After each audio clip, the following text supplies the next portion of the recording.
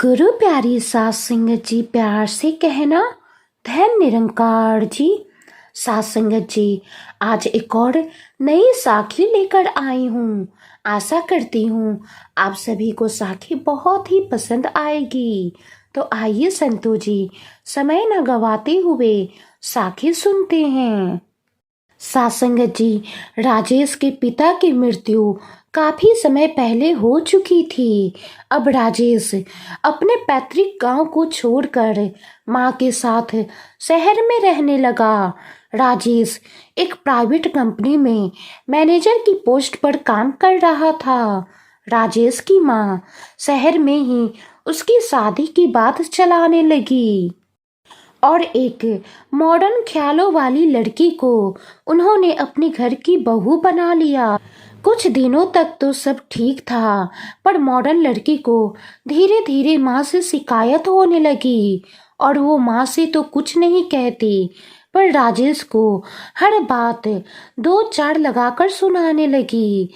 राजेश ने इस बात को पहले तो गंभीरता से नहीं लिया, पर धीरे धीरे ये बात बढ़ने लगी। अब माँ भी बहू की कुछ बातें राजेश से कहने लगी, पर माँ की बातों में सच्चाई थी। राजेश के सामने बहुत ही बड़ी दुविधा थी कि वो किसको समझाए और किसको डांटे। राजेश इस उलझन में पड़ता ही जा रहा था। वो ना तो माँ को कुछ बोल सकता, ना ही अपनी पत्नी के खिलाफ कुछ बोल सकता। राजेश ने अपनी पत्नी को समझाने की कोशिश की, पर वो कहाँ मानने वाली थी।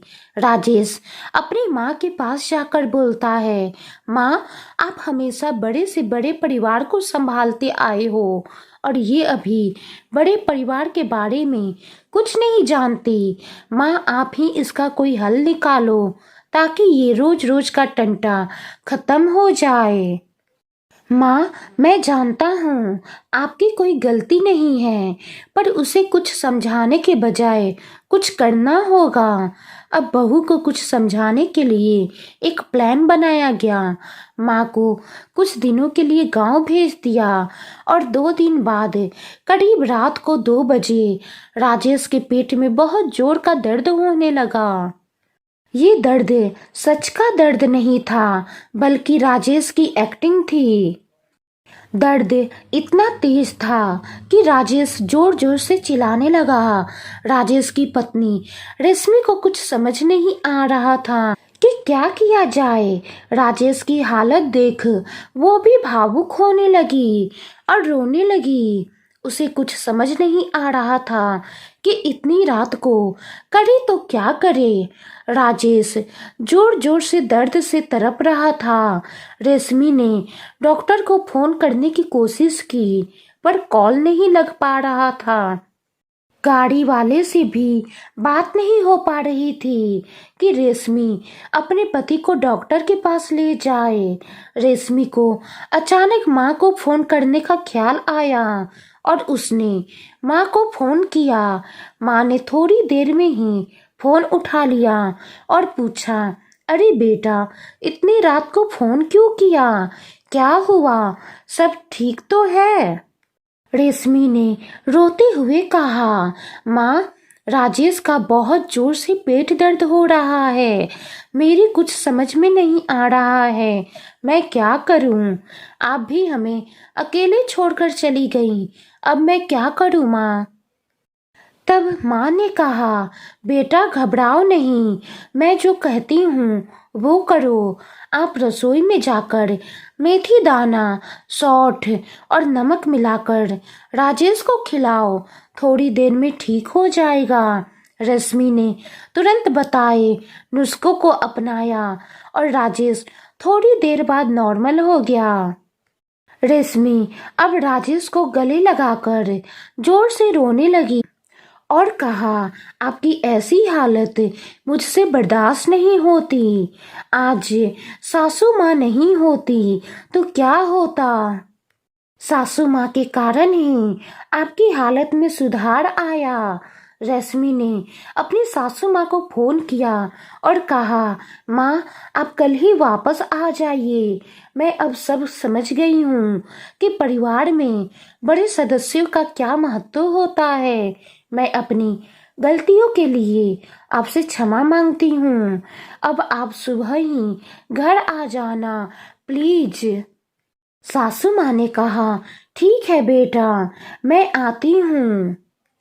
सासंगत जी, छोटे से नुस्खे ने पूरे परिवार को फिर से खुशियों से भर दिया। सासंगत जी, ये सत्य है। हम सभी जानते हैं ऐसे घर कलयुग में बहुत कम होते हैं जहाँ पर माँ बाप को घर की मुख्य बुनियाद मानते हैं। एक बेटे की शादी करते ही घर का माहौल चेंज होने लगता है, पता नहीं क्यों। और साथ संगत जी, आजकल परिवार की खुशियाँ भी पहली सी नहीं रही। इस साखी के द्वारा हम रूबरू हो पाए हैं कि परिवार की भूमिका कितनी महत्वपूर्ण है, घर में बड़ों की भूमिका कितनी महत्वपूर्ण है। साथ संगत जी, परिवार सिर्फ रक्त संबंधों से नहीं बनता, मुश्किल में थामने वाला हर हाथ परिवार के सदस्य होते हैं। साथ संगत जी, ज्ञान भले ही किताबों से प्राप्त किया जा सकता है, लेकिन अच्छे संस्कार केवल परिवार ही दे पाते हैं। जिस परिवार में प्रेम हो, भाईचारा हो, वो परिवार स्वर्ग के समान होता है। सासंगत जी, आज सतगुरु माता जी भी हम सभी को एक धागे में पिरो रही हैं ताकि हम सब एक धागे में मोतियों का माला बनकर खूबसूरत बन सके। हम सभी में वननेस की भाव को जगा रही हैं। सासंगत जी, एकता मिलवर्तन होगा तभी तो प्यार बसेगा।